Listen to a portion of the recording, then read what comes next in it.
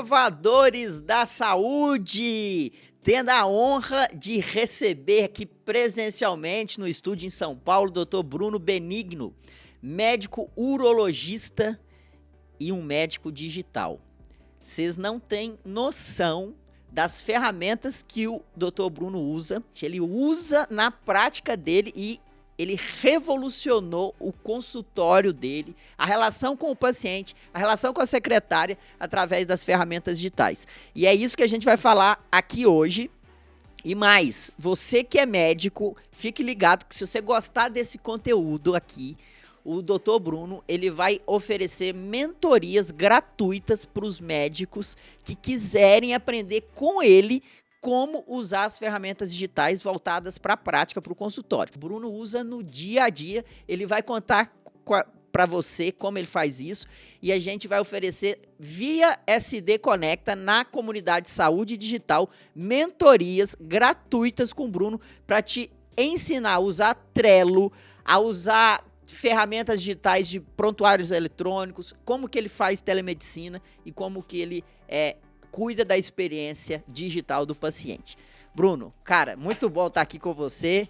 Prazer conhecer pessoalmente. Pô, Lorenzo, primeiro, obrigado pela oportunidade de falar aqui Eu, na verdade, estou honrado de estar do outro lado aqui do podcast. Eu sempre estou no meu carro, escutando ou na academia, e poder estar aqui falando realmente é uma honra muito grande. E para falar de dois temas que são caros para mim, né? Tecnologia e cirurgia, assistência. Eu me considero um médico, assim, meu core é médico, mas eu percebi a necessidade de empreender, né, para tentar alavancar o meu consultório, que acho que é o sonho que a maioria dos colegas médicos, boa parte tem, de viver do próprio consultório, e isso para mim sempre foi um dos objetivos, né, e integrar assistência com tecnologia, com automação de processos, humanizando o atendimento e liberando o tempo do médico, do meu tempo, para o meu paciente. Então sempre foi isso que teve na minha cabeça e é isso que me guiou, né, para buscar essas ferramentas. A gente não consegue, a gente está acostumado a pegar um livro-texto e começar lá, epidemiologia, né, definição, fatores de risco, tudo organizado. Mas, infelizmente, isso ainda está começando na medicina, então a gente não tem onde buscar.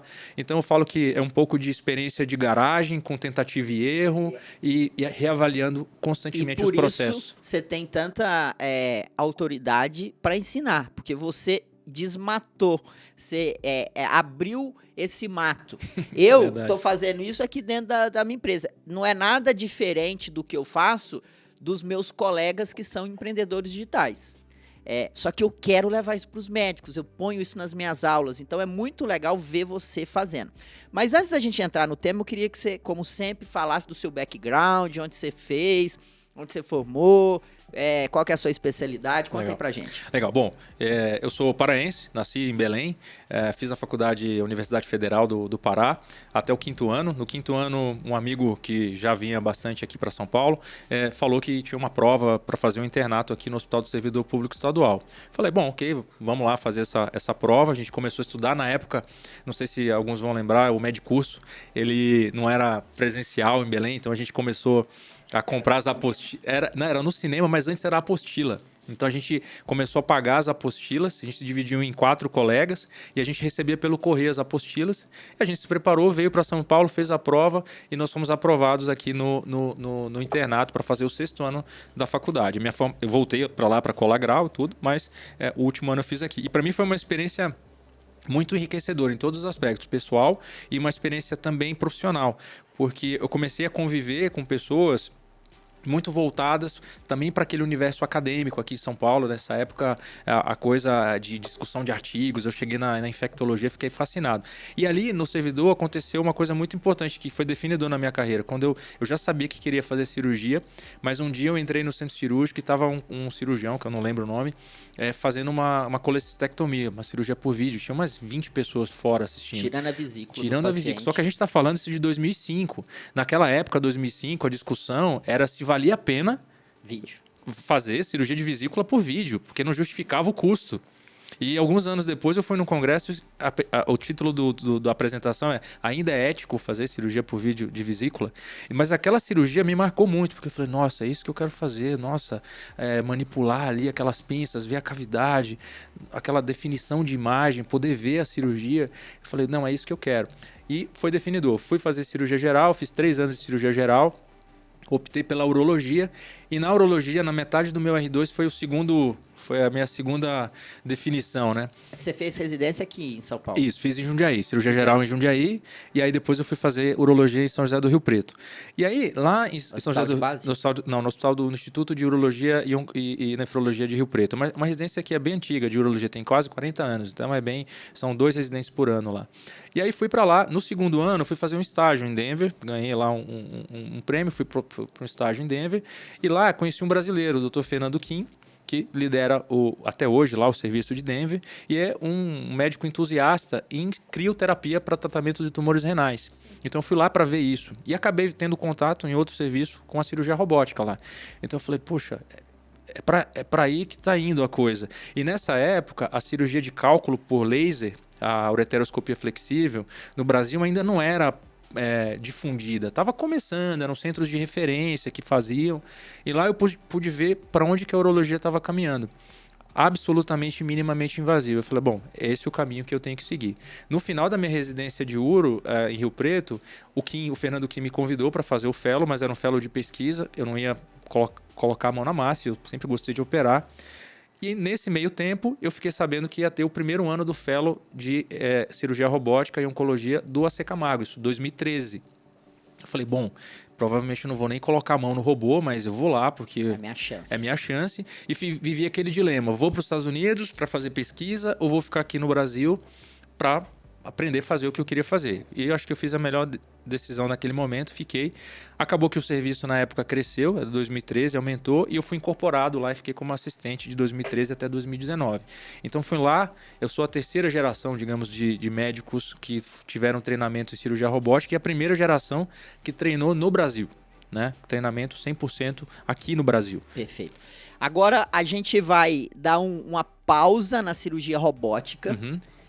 Se você quiser saber mais sobre cirurgia robótica, no próximo episódio do podcast Saúde Digital, ele vai estar falando sobre a história da cirurgia robótica, sobre a evolução da cirurgia robótica, indicações e para onde está caminhando o mercado de cirurgia robótica.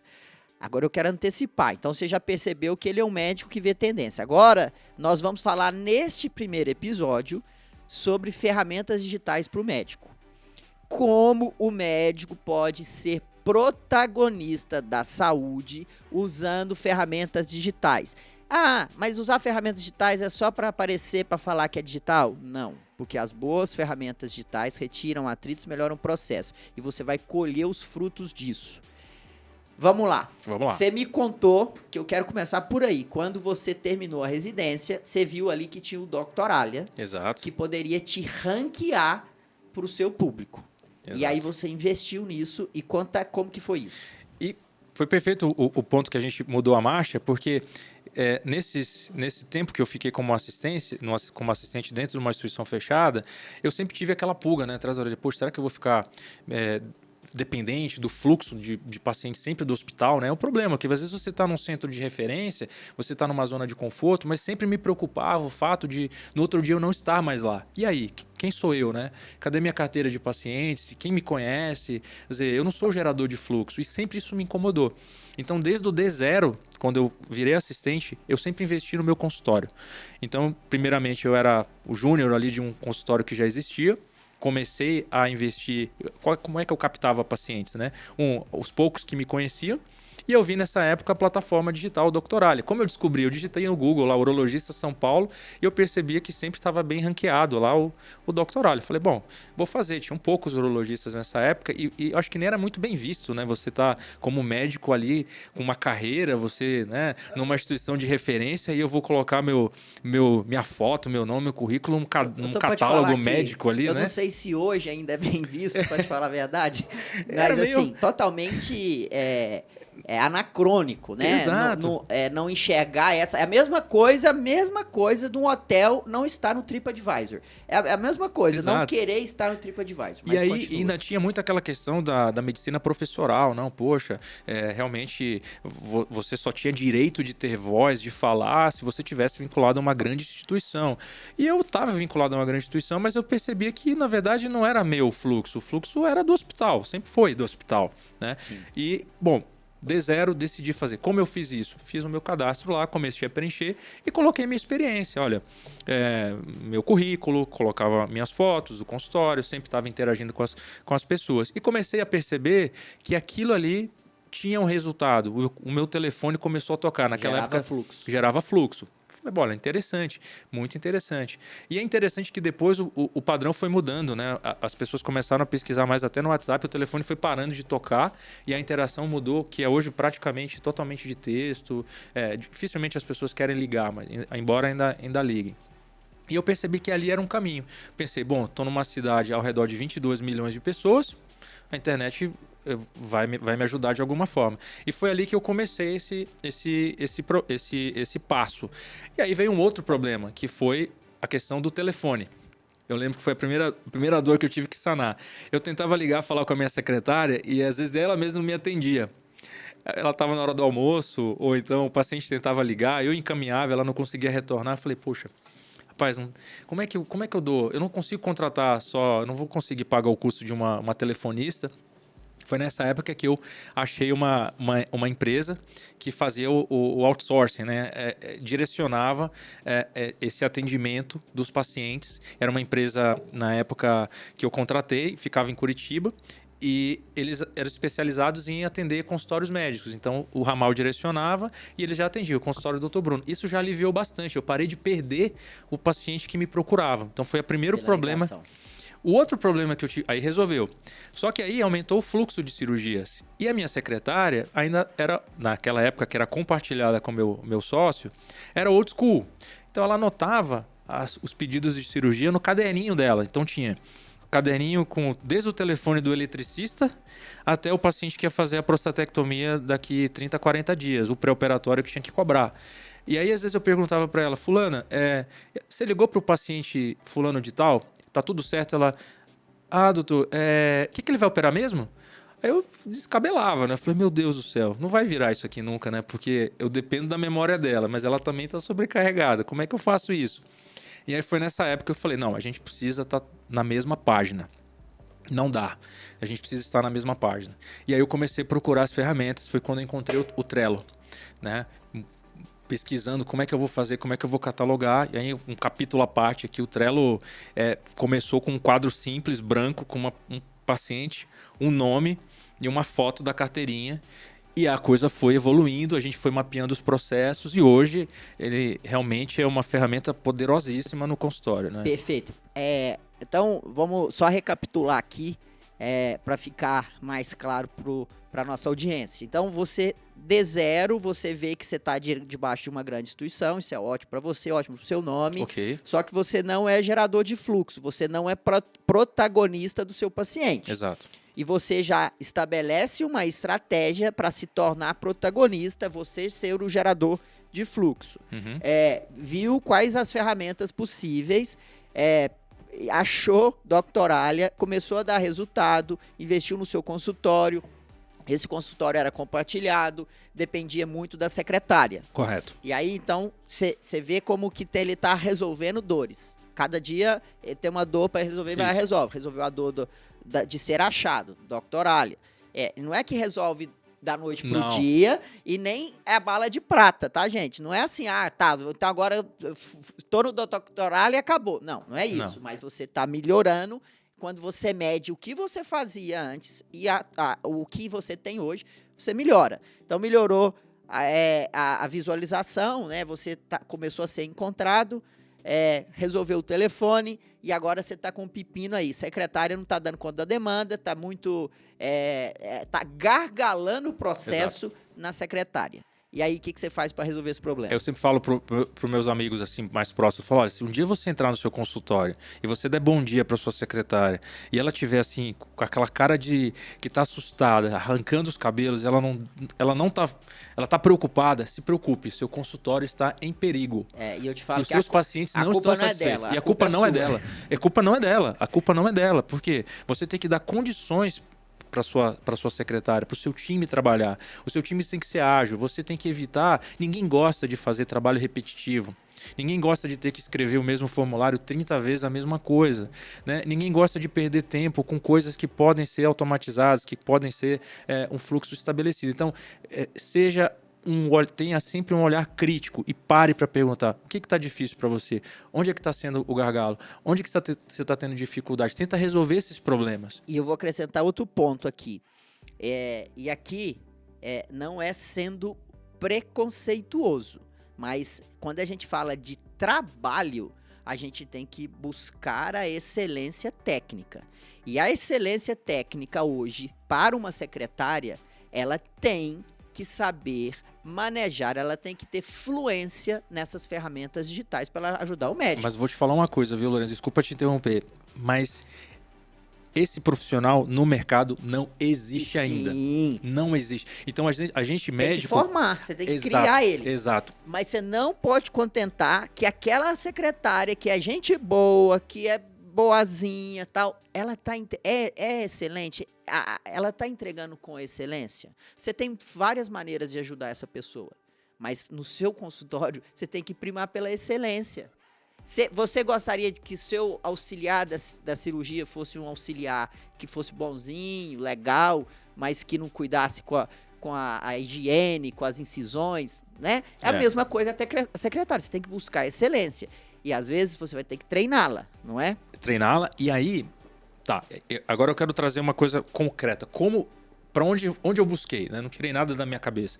Nessa época eu dei a sorte de conhecer, de ler um livro. Assim, procurando, estava na Amazon, talvez o algoritmo já sabia que eu estava procurando sobre coisas e apareceu lá. A Arte de Fazer Acontecer, do David Allen, que chama Getting Things Done, que é o GTD. Que é o GTD. E aí eu estava lendo muito sobre finanças na época, tudo, eu gosto muito do Buffett, eu gosto de investir e tudo. E aí apareceu para mim do David Allen, super 1000 e quantos comentários, falava, vou... 1000 e poucos, deixa eu pegar para ler. Comecei a ler. E, resumindo, o GTD, acho que foi o que eu peguei e fiz assim, ó, Ctrl+C, Ctrl+V no consultório. Então, recomendo fortemente, para você que quer começar, procure esse livro, chama Arte de Fazer Acontecer, David Allen, Getting Things Done. E o racional da estratégia do David Allen é o seguinte, o seu cérebro não serve para armazenar coisas, o seu cérebro serve para executar, para fazer foco.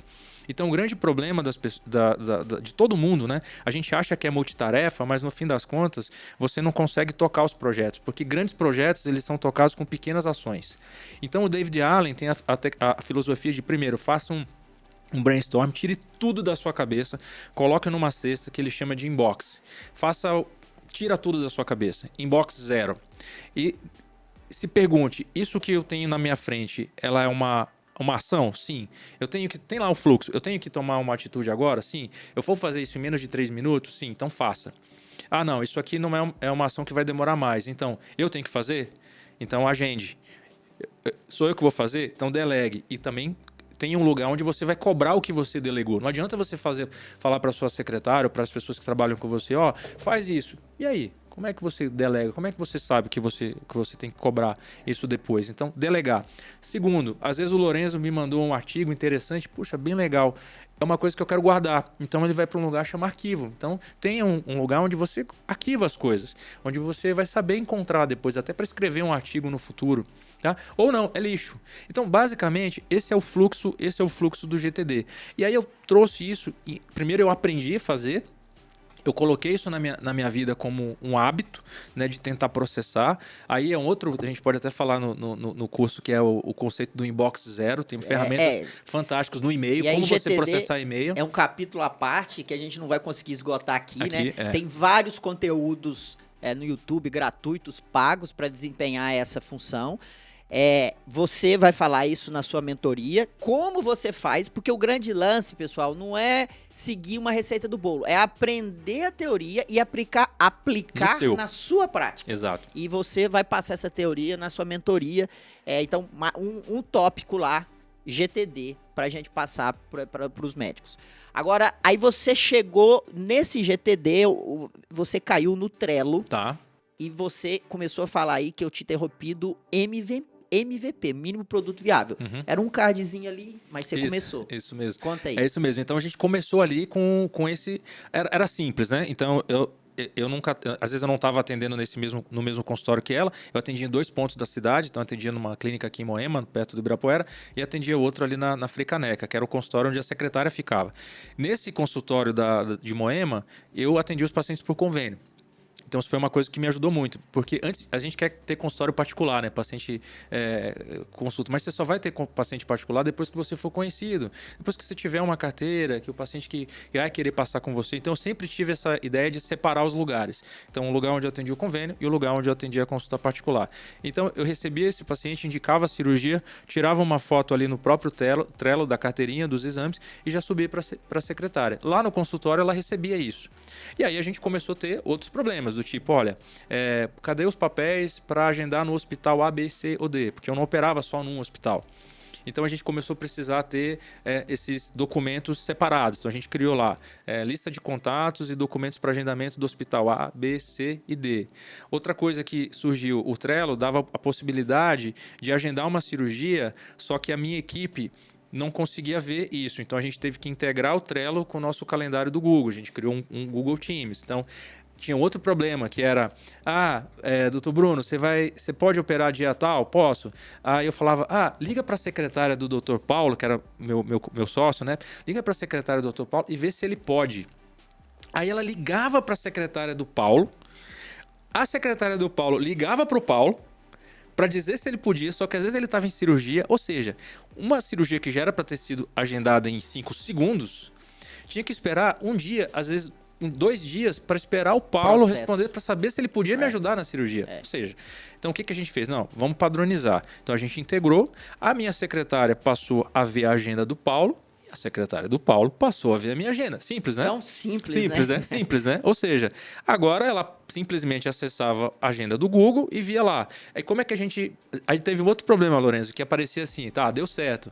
Aí tinha um dia, quarta-feira que vem, João José da Silva. Aí outro embaixo, cirurgia, Maria José da Silva. Pô, mas de quem que é esse paciente? Esse é do Paulo? É do Bruno? Opa, coisa simples, que estava dando problema. Marcar 2 cirurgias com a equipe ao mesmo tempo, não vai dar para fazer. Aí a gente padronizou. Não, então todas as cirurgias do Bruno começam com BB, Bruno Benigno. Todas as cirurgias do Paulo, PM. Aí depois as cirurgias do Alexandre, AS, Alexandre Sato. Do José, que é outro sócio, JE. Então, quando as secretárias de nós 4 hoje olham na agenda, elas não têm nem que se falar. Falam, olha, na quarta-feira que vem, tem 2 do Paulo, doutor Paulo, 2 do doutor Alexandre, BB, tá? Essa aqui eu vou marcar do doutor Bruno. Ela nem me consulta. Porque ela já sabe, ou seja, olha a autonomia que ela tem hoje. Ficou muito melhor para ela. Para ela. Ficou muito melhor para ela. E você pode estar achando que esse papo tá... você pode estar assim, não, mas perdi um capítulo, qual ferramenta ele usa? O que eu quero te passar aqui é o seguinte, é a mentalidade. É que você precisa entender que você vai construir a que funciona para você. E o legal é que você pode basear na do Bruno Benigno para aplicar na sua prática, mas com certeza você terá que fazer ajustes, porque a que ele tem hoje funciona para ele e deve ter alguns problemas que ele ainda está resolvendo. E esta é a vida de um empreendedor, né? Resolver problemas. E essa é a vida, na minha opinião, de todo profissional que é um protagonista da sua carreira no mundo de hoje. Porque eu tô com um problema, qual é a maneira de eu resolver esse problema da forma mais rápida, mais barata? E aí você resolve, e aí tem outro problema, e tem outro problema. Só que se você não tem essa mentalidade, você não consegue entrar nesse mundo. Porque a mentalidade que nos foi ensinada é copiar modelos que deram certo. Então, eu sou residente, eu vejo o que o meu preceptor que eu mais admiro, geralmente o mais bem-sucedido financeiramente fez. Ele foi lá para os Estados Unidos, voltou, abriu uma clínica de ressonância, e aí eu vou fazer a mesma coisa. Não vai dar certo. Não vai. Então, hoje, e não é que a gente tem que jogar fora. Não, a gente tem que olhar, aproveitar esses modelos e construir, por isso ser protagonista da nossa trajetória, coisa que o Bruno está fazendo. Concorda, Bruno? Concordo. E isso aqui que você trouxe, Lourenço, é interessante. Um outro problema, eu tô lembrando aqui você falou das dores, das várias coisas. Aí chegou uma hora que eu falei assim, bom, os pacientes estão dando um feedback ali positivo, mas eu percebia que tinha muita gente que saía satisfeito da consulta e não dava o feedback. Aí eu pedia para a secretária mandar para eles o link, olha, avalia lá o consultório no Google, avalia tudo mais, porque a gente sabe que essa prova social, ela tem 3 níveis, né? O primeiro nível é o médico que indica o paciente, e nesse mesmo patamar, um parente, um familiar. Mas existe a prova social também, que é a sua imagem digital, que as pessoas falam de você. E acontecia muito da secretária mandar 2, 3 dias depois a solicitação de avaliação. E aí a retenção era muito baixa. Aí foi a hora que eu vi na plataforma do Doctoralia que existia um botãozinho lá que você apertava e 2 horas depois da consulta o paciente já recebe o link. E calhou de eu estar lendo que, num dos livros de gestão, de que esse é o período de tempo que o paciente está mais inclinado a te dar um feedback positivo ou negativo. A pessoa, não o indivíduo, o serviço, né? Quando você prestou um serviço. E aí eu falei, não, vou migrar toda a minha agenda agora para esse software. Então, toda vez que eu atender, eu vou fazer o melhor, vou continuar fazendo o melhor que eu puder numa consulta. E aí foi outro ponto, né? Como eu aumento o meu tempo examinando e olho no olho com o paciente. E aí eu fui diminuindo, mapeando os processos ali, tanto no meu prontuário eletrônico, eu estava falando para você antes, que em 5 minutos eu consigo imprimir hoje todos os exames pré-operatórios que eu preciso. Então eu poderia acabar a consulta em 10 se eu quisesse, mas não é o foco. Nunca foi o foco, né? Então, o foco é você estar mais tempo com o paciente. Retirar esses atritos melhorar da tecnologia. Processos, e você faz isso com a tecnologia, automatizando, revendo esses processos para sobrar mais tempo para o seu paciente. Sobrando mais tempo para o paciente, você dá o que ele mais precisa. E outra, talvez o que mais o médico precisa para ver valor no que ele faz. Porque a gente já tem artigos mostrando que médicos que ficam muito tempo usando muita tecnologia, burnout, Estados Unidos, suicídio. Se você passar 1 hora com o paciente, 30 minutos mexendo e inputando dados, tá complicado. Eu convido você que tá ouvindo ou assistindo aqui essa nossa conversa, amanhã que você estiver no seu ambulatório, pega um cronômetro e marca quanto tempo você gastou em média em cada consulta, ou em 10 consultas, manipulando o computador, e quanto tempo você passou conversando com o paciente, sem olhar para a tela, só fazendo aquilo. Experimenta ver o quanto de tempo perdido que a gente fica olhando para a tela durante uma consulta médica. É muito tempo. Então, se você conseguir chegar na proporção de 70%, 70%, 80% paciente, 20% interação com tecnologia, é a receita, não tem jeito. Não tem jeito, o paciente sai satisfeito, não tem jeito. É a receita de inclusive, você se mostrar melhor para o seu paciente, você ser mais recomendado, você ser mais indicado, você aumentar o seu ticket médio de uma consulta. Totalmente ganha-ganha. Agora, um outro capítulo para a gente encerrar esse módulo e depois nós vamos voltar na cirurgia robótica no episódio que vem. Vamos lá. Nessa sua trajetória, então você identificou, tenho que ser protagonista, foi resolvendo problemas 1 a 1 e ainda está resolvendo, e terão muitos outros que você vai resolver, isso nunca vai acabar. Eu te aviso que nunca acaba. Você vai ter que resolver problemas sempre.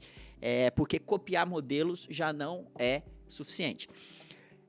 Você também percebeu que era importante você se apresentar para o seu paciente. Você ter uma vitrine no digital. Porque o comportamento do paciente ele é conectado. Não é que ele cai lá no Doctoralia, vê o seu nome e já vai agendar uma consulta. Ele viu o seu nome, ele vai pesquisar por você fora do Doctoralia. O que tem na internet desse doutor aqui? E você investe nisso. Queria que você falasse um pouquinho dessa jornada. Perfeito, Lourenço. Então, aí entra você ter a sua estratégia de construir a sua autoridade digital, né? Então, a autoridade digital é de onde você fala, é a sua voz, onde está o seu pedestal, onde é a sua zona de conforto. Por exemplo, eu gosto muito de falar de uro-oncologia, de câncer de próstata.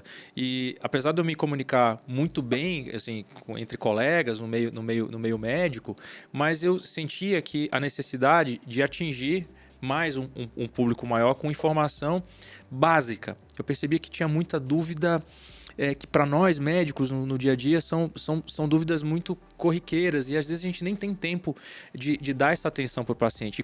E como é que eu percebi isso? Chegou uma hora nesses processos que as secretárias precisavam mandar as orientações pré-operatórias. E numa das nossas reuniões, elas falaram assim para mim: doutor, por que o senhor não grava um vídeo falando como é que eu preparo para vasectomia, para cirurgia robótica, para não sei o quê? Aí eu gravei um videozinho curto, bem básico, e subi para o YouTube, mas eu não deixei ele público, eu deixei o link privado. Não listado. Privado, não listado. E aí, 2 dias, um dia antes da cirurgia, as secretárias mandavam esse link, eu falando para o paciente a preparação. E o que eu falava nesse vídeo? Olha, não esqueça de levar os seus exames no dia. A gente tem, mas é importante que você leve. Você tem que levar o acompanhante. O seu jejum é de 8 horas. Não precisa raspar os pelos, fazer a tricotomia. Você não vai precisar de preparo do intestino. Seu acompanhante pode ficar o tempo inteiro com você. A sua expectativa é de ficar no hospital de tantas horas. O retorno...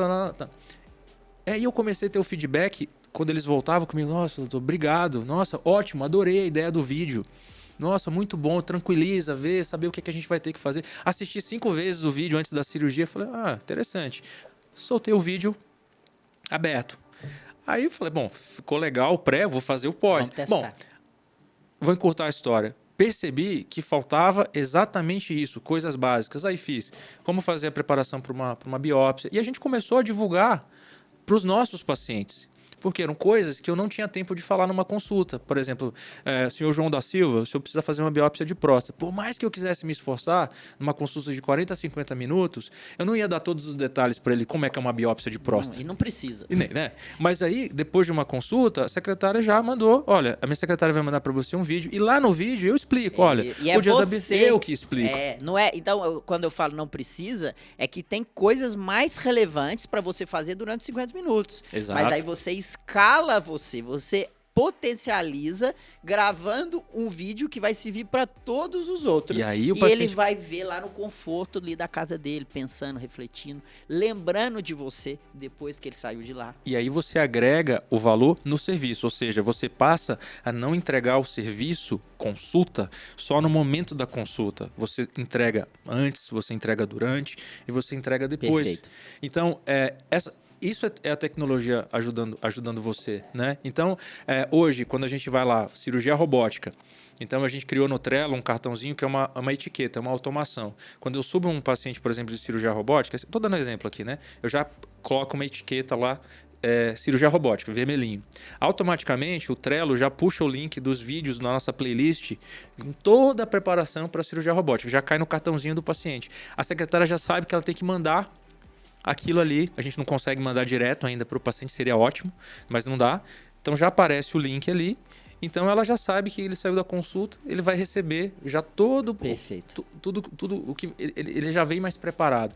E hoje eu percebo, Lorenzo, que os pacientes que já vão no meu canal lá, a gente está crescendo no canal do YouTube, e eles já vêm na consulta com perguntas avançadas, porque eles já viram muito do que eu já falo lá, então ele já vem perguntando. Hoje, essa semana me perguntou, doutor, eu vi lá, mas na imunistoquímica da minha biópsia, me explica um pouquinho mais. Eu vi que você falou que tem alguns casos.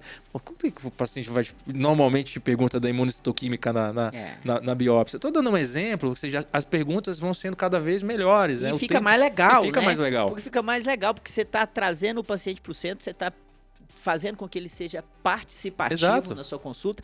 E mais, tem artigos mostrando que isso aumenta a adesão ao tratamento. Quando você envolve o paciente, dá conhecimento, uma palavra muito usada que não é muito boa, empodera. Ele, né? Traz para o nível da consciência dele, você investe um tempo, mas isso retorna para você de todas as maneiras. Não, e aí tem outro lado, que é o lado do negócio, né? O que é o lado do negócio? Aí agora eu estou falando como o administrador da minha clínica.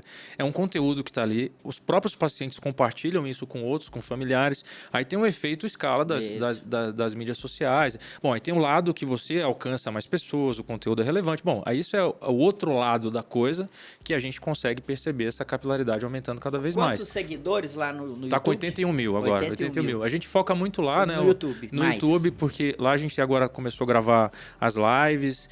Hoje, antes eu ficava preocupado, rapaz, o que eu vou falar? Já falei tanto de câncer de próstata. Aí uma hora, uma das meninas falou para mim assim, a secretária, vamos começar a responder as perguntas das pessoas. E aí é isso que a gente faz. Essa semana a Isabelle me mandou uma lista com 10 perguntas enviadas pelo nosso canal. Então, uma vez por semana a gente abre, responde ali. Dúvidas que com certeza vão ajudar 10, 15, 20 pessoas. A dúvida de um é a dúvida de 100, né? Então a gente tem feito isso e tem tido um resultado bem legal. Ideia não falta, né, Isabela? A Isabela está aqui conosco. Talvez é uma coisa, dependendo do seu ticket médio, da sua consulta, para você pensar, ter uma assessora de imprensa, uma assessora para cuidar e te ajudar a cuidar dos seus canais e suas redes sociais. Isso não quer dizer terceirizar o serviço para alguém, tá? Porque tem que ser você é o protagonista. Exatamente. Mas tudo isso nós vamos falar na mentoria que ele vai dar dentro da SD Conecta, gratuito, pessoal. Não tem pegadinha aqui não, o negócio é para ajudar o médico mesmo. Eu tô muito feliz de estar aqui com o Bruno, porque é a materialização do que eu gostaria de ver no médico. Só que eu não faço assistência. O Bruno usa e ele sabe da importância dessas ferramentas digitais para ajudar o médico, e a gente quer trazer isso para o médico. Então, vai estar no link aqui da descrição desse episódio, o link do agendamento da mentoria com ele, dentro da plataforma SD Conecta. É gratuito, recomendo que você entre, porque ele vai passar a prática, o que ele faz. E não pense que você vai estar livre dos seus problemas, não. Porque você vai ter que construir a sua. É ou não é, Bruno? Lourenço, eu topei o desafio, porque eu falo que quando você propôs essa ideia para mim, eu topei na hora, claro. E para mim vai ser um desafio, porque é igual cirurgia, né? Primeiro você tem que aprender a entender, aí você olha, entendi, já estou localizado. Depois você tem que aprender a fazer, é outra curva de aprendizado. E a terceira curva de aprendizado é aprender a ensinar. Então, até esse momento, eu estou na curva de... Estava aprendendo a fazer, vou continuar aprendendo a fazer. Então, tenho paciência também comigo, porque vai ser minha primeira laboratório para aprender a ensinar isso, a passar. E, na verdade, a gente sabe que quem ensina, na verdade, aprende mais, né?